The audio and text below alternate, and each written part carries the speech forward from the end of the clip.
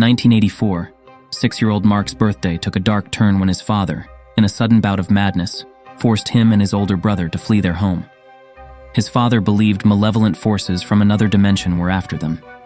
Mark's mother, recognizing her husband's insanity, tried to help, but in vain. The man led his sons to a cemetery, where his head inexplicably burst into flames, leaving Mark, now 16, with enduring scars from that nightmarish event, despite a decade having passed since his father's breakdown. The family is still haunted by those events, and Mark is yet to uncover the secrets to conquer his nightmares. He's now at a school where he struggles to fit in, as even the teachers taunt him due to his older brother's institutionalization after the cemetery incident.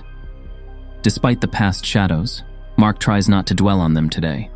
He's smitten with his new classmate, Becky. Mark meets up with his older brother, Thomas, who's just completed treatment and opened a music store. As a birthday present, Thomas gives Mark a book called The Chronicle. Mark remembers it from their dad's collection, but isn't thrilled about the gift. Surprisingly, Thomas also believes in an alternate world called the Black Tower, and wants Mark to explore it with the book. Mark initially thinks it's crazy, but agrees to check it out when he gets home later.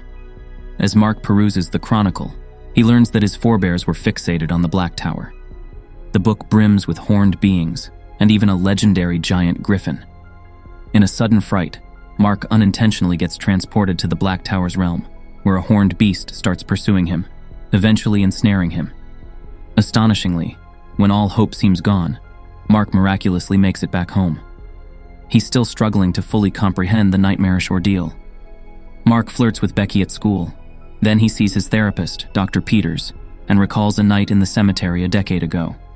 A fire took his father's life, and Mark has battled anger issues since. He shares his strange chronicle visions with Dr. Peters, but the doctor sees nothing unusual. To overcome that crazy feeling, Mark decides to stop reading the Chronicle and goes on a date with Becky. They connect, and both love music.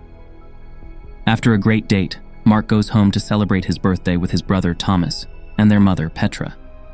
A dispute occurs during dinner when Petra discloses that she had sent Thomas to a psychiatric hospital because of his obsession with the Black Tower. She doesn't believe in parallel worlds and wants to safeguard her sons from their father's fate. This prompts Thomas to be resolute about proving the Black Tower's existence to Mark. The siblings visit the attic cemetery of an abandoned church, where they find their father's old carpenter's plummet. The descent becomes their weapon against the fearsome griffin beast in the Black Tower. Only by joining forces can the brothers defeat this threat. Mark isn't thrilled about facing this evil force, but he seems to have no choice. A cemetery statue comes to life and attacks them, but luckily, another statue intervenes and protects them, providing sanctuary in the church. The next morning, Mark wakes up in the church, but his brother is missing. Anxiously, he rushes to the music store and overhears the Chronicle's whispers, revealing that Thomas is inside the Black Tower. Mark hides the cursed book and seeks a rational explanation for the mysterious events. He consults Dr. Peters, who advises him not to avoid his problems. In a surprising turn, Mark finds out that Dr. Peters is Becky's father, who warns his daughter against getting involved with Mark. Mark, gaining courage, reopens the Chronicle to find a way to help his brother. Suddenly, he's transported to the Black Tower's realm. Meanwhile, Becky investigates why the townspeople see Mark as unusual. Her search reveals a grim event from a decade ago when Mark's father doused himself in gasoline in the cemetery church and set himself on fire in front of his sons. This revelation deeply disturbs Becky. In the Black Tower, Mark meets his brother Thomas, who wants to ascend to the tower's top, defeat the griffin, and live there forever. However, Mark wants to stay in the real world. He tells Thomas that he can move between realms. Thomas understands that Mark can travel between worlds, but keeps the details of this power secret. At dawn, the two brothers wake up in the woods and encounter horned slave hunters hunting for captives. They capture Thomas, but Mark escapes. Sadly, Mark can't rescue his brother, so he transports himself back to the real world inside a music store. Inside the store, Mark unexpectedly encounters Becky, who had come searching for him. In an accidental encounter, Mark injures Becky. Both Becky and the store attendant Memo insist on an explanation from Mark. Meanwhile, in the shadowy Black Tower, horned creatures eagerly await the awakening of a powerful being they call the Griffin. They revere him as their father and idolize him as a deity. The Griffin's grand ambition is to dominate all living beings, and control many realms, including Earth. Despite Mark's account of these events, Memo and Becky remain skeptical. To validate the existence of the Black Tower, Mark decides to lead them to the cemetery. However, upon reaching the secret room in the attic, it mysteriously disappears. Following this extraordinary adventure, Mark's friends begin to doubt his sanity. Frustrated by their disbelief, Mark's anger erupts, leading him to punch a stone. As a result of his emotional outburst, a stone wall in the Black Tower begins to crack, revealing the imprisoned griffin. The horned creatures rejoice in anticipation of their god's arrival.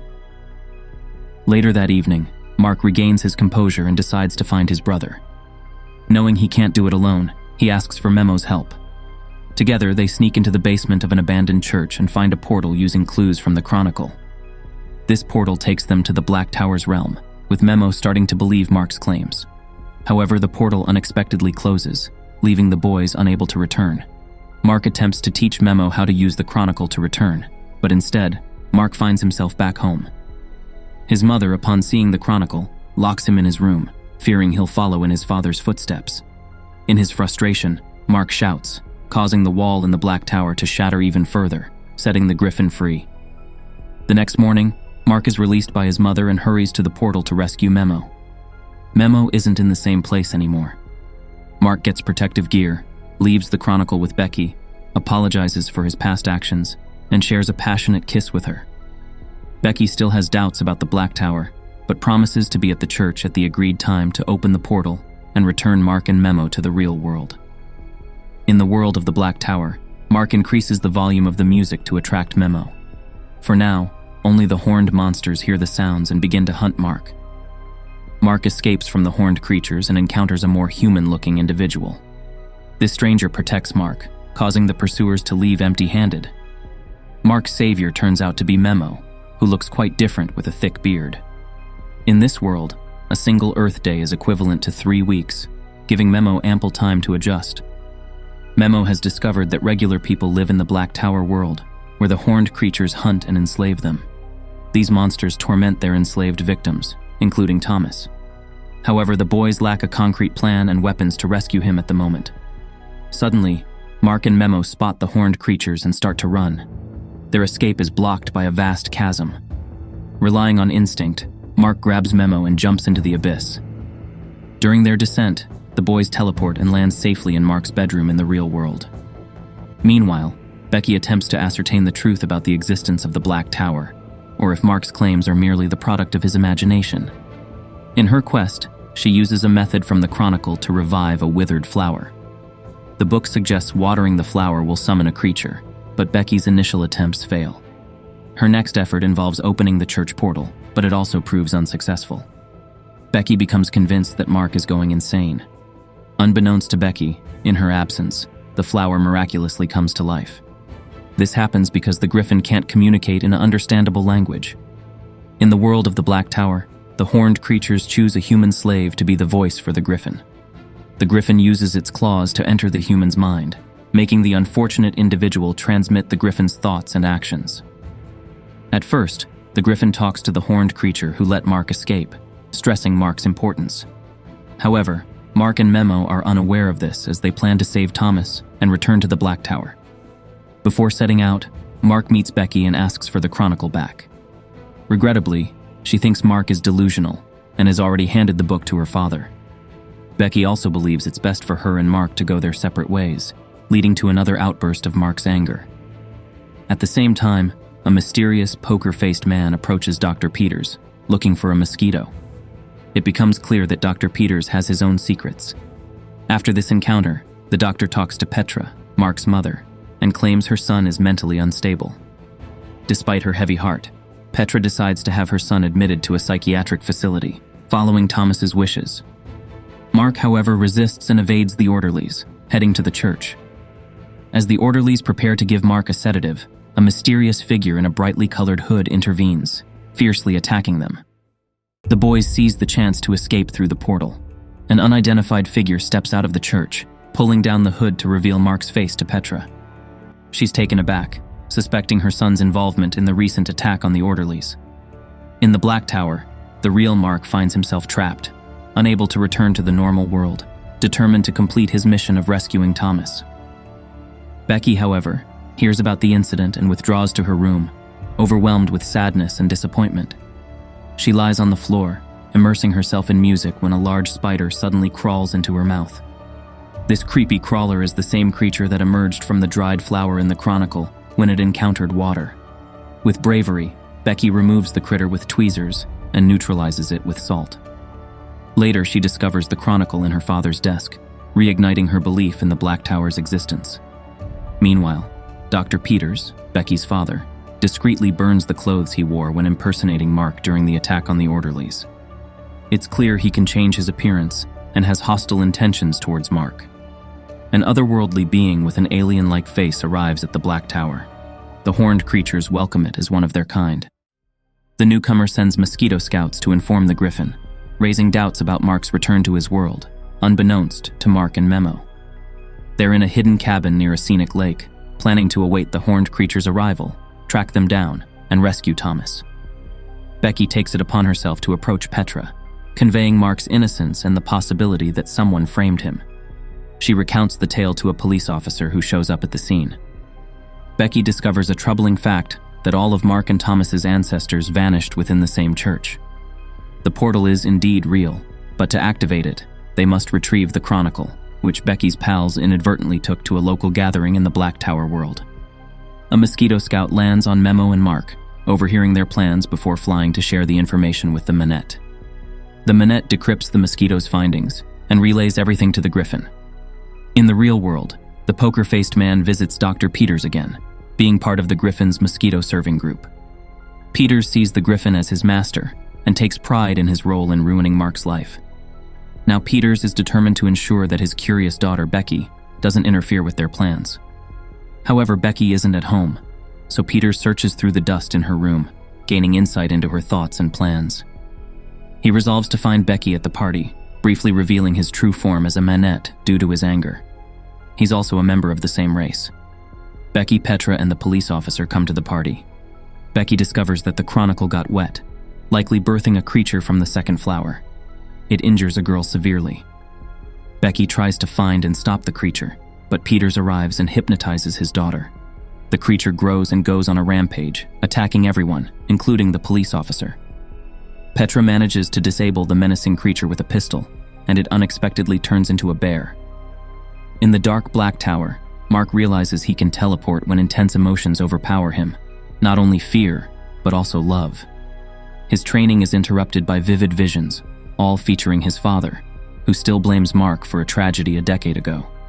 Someone is intent on driving Mark to the edge of insanity, fueling his hatred for those around him. His anger is now focused on Memo, who also holds Mark responsible for their father's death on that fateful night.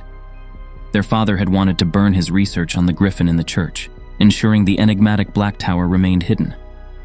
Mark was supposed to stay calm in the car that night, but he had a meltdown, diverting his brother who was helping their father.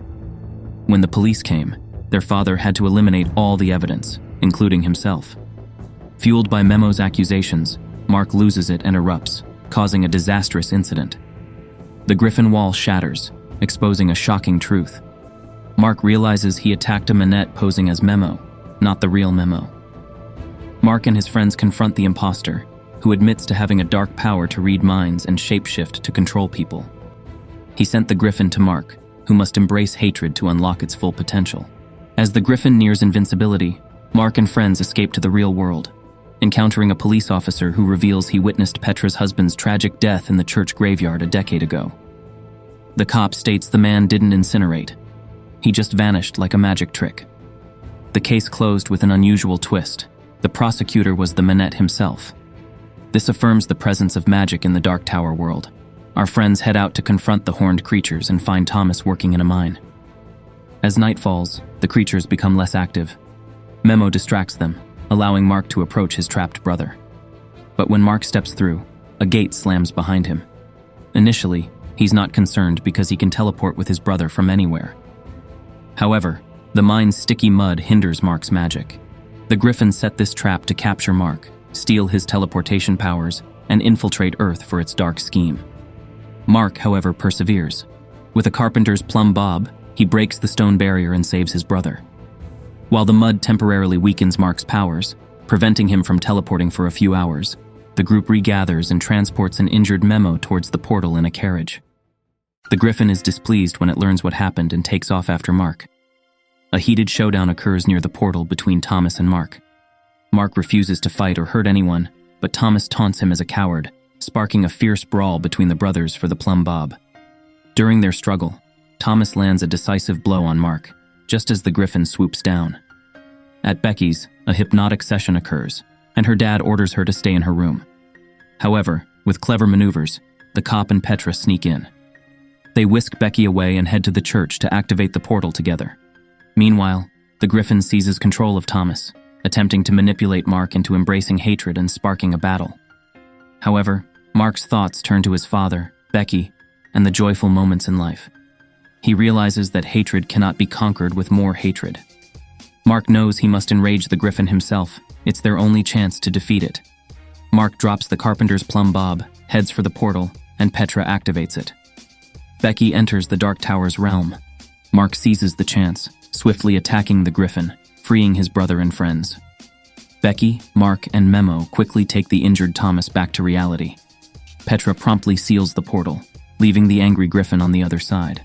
The Griffin withdraws to plan a new strategy, sending agents to disrupt Mark's loved ones in the real world, pressuring him to return to the Dark Tower and harness his extraordinary power. The wounded group gets medical care, and their mother visits, apologizing for her lack of trust and pledging support for her son. In the evening, Mark visits Becky, and their feelings lead to a tender kiss.